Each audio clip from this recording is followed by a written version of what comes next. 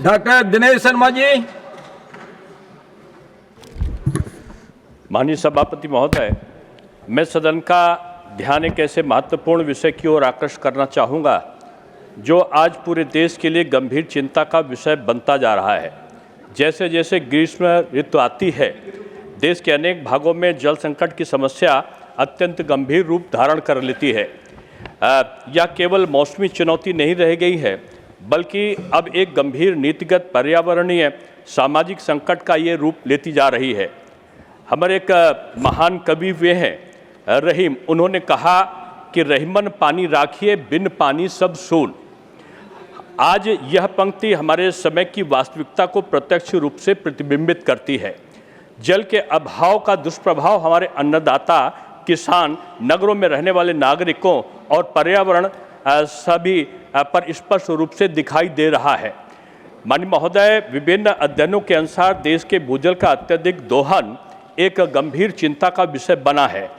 कई क्षेत्रों में भूजल दोहन की दर प्राकृतिक पुनर्भरण क्षमता से कहीं अधिक हो चुकी है, जिसके कारण भविष्य में जल सुरक्षा पर बड़ा संकट खड़ा हो सकता है। परिणाम स्वरूप किसान भाई गहरे से गहरे बोरवेल खोदने को विवश हो रहे हैं। अनेक स्थानों पर सिंचाई के लिए पर्याप्त जल उपलब्ध नहीं हो पाएगा, ऐसी संभावनाएं बढ़ी हैं। इस प्रकार बड़े शहरों में भी जल संकट विकराल रूप ले सकता है। गर्मियों के दिनों में नागरिकों को दैनिक जीवन के लिए पानी की व्यवस्था करने में अत्यधिक समय और धन खर्च करना पड़ता है। कई स्थानों पर इस संकट का लाभ तथाकथित टैंकर माफिया उठाते हैं, जिससे नागरिकों का आर्थिक शोषण भी हो रहा है। माननीय महोदय, मैं इस गंभीर समस्या के समाधान के लिए सरकार के समक्ष कुछ महत्वपूर्ण समाधान प्रस्तुत करना चाहता हूं।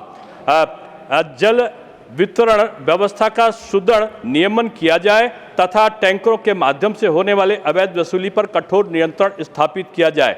दूसरा, वर्षा जल संचयन को व्यापक स्तर पर अनिवार्य और प्रभावी बनाया जाए, जिससे वर्षा का जल व्यर्थ न बहकर भूजल स्तर को पुनः समृद्ध कर सके।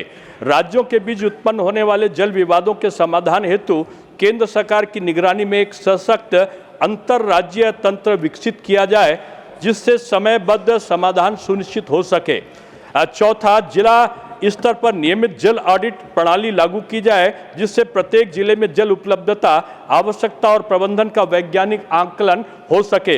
महोदय, यदि समय रहते इस विषय पर ठोस और पारदर्शी कदम नहीं उठाए गए तो आने वाले वर्ष में जल संकट के सामाजिक आर्थिक विकास के लिए गंभीर चुनौती बन सकता है। अतः मैं सरकार से इस विषय पर समुचित और त्वरित कार्रवाई का आग्रह करता हूं।